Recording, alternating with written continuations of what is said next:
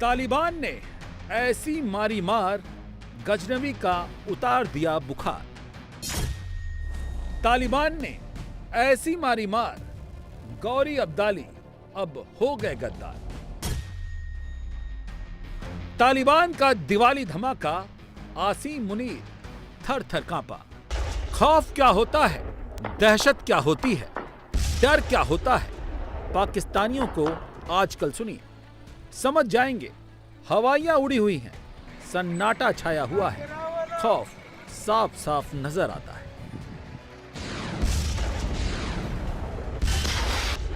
कभी सोचा था आपने एक दिन ऐसा भी आएगा जब पाकिस्तानी अब्दाली, गौरी और गजनवी का नाम लेने से कतराएगा? लेकिन ये हो रहा है। तालिबान ने जमीन से पाकिस्तान को इतना मारा है कि मुनीर की आर्मी अपनी पतलून तक बचा नहीं पाई है। चौक चौराहों पर मुनीर के फौज की उतरी पतलून की नुमाइश लगाई जा रही है। हालत यह हो गई है कि जिन मिसाइलों के नाम गजनवी, अब्दाली, गौरी रखकर पाकिस्तान बहुत इतरा रहा था, हिंदुस्तान को चिढ़ा रहा था, अब उसी गजनवी, गौरी और अब्दाली की धरती से मुनीर की सेना पर गोले आने लगे हैं, रॉकेट गिरने लगे हैं। तो अब इन नामों से पाकिस्तान को दिक्कत होने लगी है। कह रहा है गजनवी, गौरी, अब्दाली मिसाइलों के नाम बदल दो। अफगानी पाकिस्तान के यार नहीं, धोखेबाज है। तब तो बड़ा याराना था जब तालिबान से यारी थी। अब ऐसा क्या हो गया कि तालिबान गद्दार हो गया? दरअसल तालिबान ने जब से पाकिस्तान को उसकी हैसियत दिखाई है, उसी के बाद से पाकिस्तान को गजनवी, अब्दाली और गौरी में कमी नजर आई है। और ये गुस्सा किस लिए है, उसकी वजह जान लीजिए। 8 अक्टूबर से अफगानिस्तान और पाकिस्तान में जंग चल रही है। खैबर पख्तूनख्वा में पाकिस्तान तालिबान टीटी ने हमला किया, जिसमें मेजर कर्नल समेत 23 पाकिस्तानी मारे गए थे। जिसके बाद 9 अक्टूबर को पाकिस्तान ने काबुल पर एयर स्ट्राइक कर दी और कहा कि टीटीपी नेता नूर वली मसूद को मार दिया है, लेकिन यह दावा झूठा निकला। फिर 10 अक्टूबर को पाकिस्तान ने अफगानिस्तान के पख्तिका में बमबारी की, जिसके बाद 11-12 अक्टूबर को अफगान तालिबान ने जवाबी हमला किया, जिसमें 25 पाकिस्तानी चौकियों पर कब्जा कर लिया। 58 पाकिस्तानी सैनिक इस हमले में मारे गए। फिर उसके बाद से दोनों में जंग जारी है। पाकिस्तान ने बोल्डक पर हमला किया, जिसके बाद तालिबान ने जवाबी हमला किया, जिसमें कई पाकिस्तानी टैंक और चौकियों पर कब्जा कर लिया। पाकिस्तानी सैनिकों को पकड़ लिया गया, जिनकी पैंट तक उतार दी गई, हथियार जब्त कर लिए गए। मुनीर की आर्मी की उतरी पतलूनों के सबूत और तस्वीरें दुनिया भर में इस वक्त तैर रही हैं। मजेदार बात यह है कि ये सब वही लोग कर रहे हैं जिनके हीरो गजनवी, अब्दाली और गौरी हैं। इसीलिए मुनीर और शहबाज को गजनवी, गौरी और अब्दाली नाम से मिर्ची लग रही है। ये तिलमिलाहट किस कदर है कि आज तो उनके नेता भी कह रहे हैं मिसाइलों के नाम बदल दो, ये सब अफगानी हैं, अब्दाली, गौरी, गजनवी से उनका कोई नाता नहीं है। तालिबान के हमले से परेशान पाकिस्तान में कितना असर पड़ा है कि डिफेंस मिनिस्टर ख्वाजा आसिफ का एक वीडियो अचानक से सर्कुलेट हो रहा है, जिसमें वो पानी पी पी कर तालिबान को कोस रहे हैं और गजनवी को बुरा भला कह रहे हैं। एक बार फिर ख्वाजा आसिफ को सुनिए, गजनवी यार कैसे हो गया गद्दार। ये महमूद गजनवी तो है नहीं है, वो तो लूट मार करके वापस चला जाता था। तो ये जो है इनको जो है यहाँ पे फैंटी पड़ी है, तो उस स्टैंडर्ड पे तो नहीं इनको देखा जा सकता। वो भी लूट मार करने आता था, चला जाता था वापस।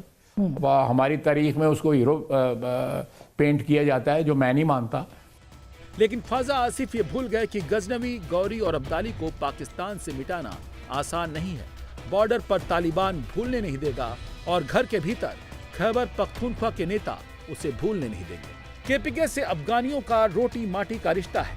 इसीलिए जब ख्वाजा आसिफ ने गजनवी और अफगानियों को दुश्मन बताया, तो सबसे ज्यादा गुस्से में केपीके के नेता आए। ख्वाजा आसिफ ने एक बयान दिया है कि अफगानिस्तान हमारा दुश्मन मुल्क है। आप अंदाजा करें, इतना बेशरम, इतना बेगैरत, इतना बेहिस, इतना बेहया इंसान हमने जिंदगी में देखा नहीं था। जिस तरीके से ये वजीर दिफा जो है ये बार बार अजीब व गरीब किस्म के बयान देता रहता है। इसने पहले भी एक बयान दिया था इसी तरह। मीडिया चैनल पे बैठ के कहते हैं कि अफगानिस्तान हमारा दुश्मन मुल्क है। ख्वाजा आसिफ कह रहे हैं कि अफगानिस्तान हमारा दुश्मन मुल्क है।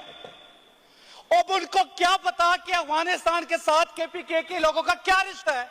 हमारा कल्चर एक है, हमारा कबीला एक है, कुछ लोग इधर रहते हैं, कुछ लोग बॉर्डर के उस पार रहते हैं। दरअसल सच्चाई यह है कि पाकिस्तान में ये गजनवी, अब्दाली और गौरी नाम अपनी मिसाइलों के रखने के पीछे उनका मकसद भारत को चिढ़ाना था, लेकिन अब उसकी यही करतूतें उसके लिए ही शर्मिंदगी का सबब बन गई हैं। वजह सिर्फ तालिबान से पड़ रही मार ही नहीं है, सबसे बड़ी वजह तालिबान अफगान और भारत की दोस्ती है जिसे वो पचा नहीं पा रहा है। अब तो हालत ये है कि पाकिस्तानी भी इसका जिम्मेदार खुद पाकिस्तान को ही बता रहे हैं। हमें तो ये बताया जाता था कि 3 सुपर पावर्स को शिकस्त दी है इन अफगानों ने। पहले बरतानियों को दी थी, फिर सोवियत यूनियन को दी, अब अमेरिका को दी। वो तो बहुत बहादुर लोग हैं। और हमारा एक अखबार है, वो अल्लामा इकबाल का एक मिसरा लिखा करता था, अफगान बाकी कोहसार बाकी। तो यानी अफगान ही सुरखरू होंगे, अल्टीमेट विनर्स वही होंगे। और हामिद मीर ने ये लिखा था जी, अल्लामा इकबाल जो थे ना वो अफगानों के बड़े मद्दाह थे और अहमद शाह अब्दाली से भी बड़ी मोहब्बत करते थे। तो इस मोहब्बत की मुझे वजह समझ नहीं आई। अब्दाली साहब तो हिंदुस्तान आते थे, ईंट से ईंट बजा के चले जाते थे और वो कोई खास ये भी ख्याल नहीं रखते थे कि ये मुसलमान है या हिंदू है।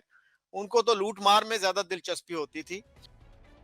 पाकिस्तान का फ्यूज सबसे ज्यादा उड़ा है। भारत से तालिबान की नजदीकी की वजह से पाकिस्तान का सबसे ज्यादा फ्यूज उड़ा है। वो गजनवी, अब्दाली, गौरी नाम से ऐसे ही नहीं चिढ़ रहा है। ऑपरेशन सिंदूर से मार खाए पाकिस्तान को अब तो 2 फ्रंट वॉर का डर सता रहा है। क्या अफगानिस्तान इंडिया के कहने पे, इंडिया की मोहब्बत में पाकिस्तान के खिलाफ जंग छेड़ने से क्या हासिल करना चाहता है? ऐसा हो नहीं सकता कि इनकी आशीर्वाद के बगैर या इनके नॉलेज में आए बगैर वो ऑपरेट कर रहे हों। ऑब्वियसली इनकी थपकी के बाद ही वो ऑपरेशन उनका हो रहा है। फंड्स जो हैं वो मिल रहे हैं इंडिया से। ऑपरेशन सिंदूर के बाद चिनाब, रावी, सिंध में बहुत पानी बह गया है। पाकिस्तान का मददगार चीन अब पहले वाला चीन नहीं रह गया। अमेरिका तो बस अपना फायदा देख रहा है। तुर्की को ऑपरेशन सिंदूर के आफ्टर इफेक्ट का अंदाजा लग गया है और अब वो नहीं होगा जैसा ऑपरेशन सिंदूर में हुआ। 2 फ्रंट वॉर की हालत बनी तो ऑपरेशन सिंदूर 2.0 में पाकिस्तान का नक्शा बदल जाएगा और तालिबान भी भारत की दोस्ती के ही दम पर कहर बनकर बरस जाएगा। ये मुनीर से लेकर शहबाज शरीफ और ख्वाजा आसिफ बड़े अच्छी तरह से समझ रहे हैं और इसीलिए कांप रहे हैं।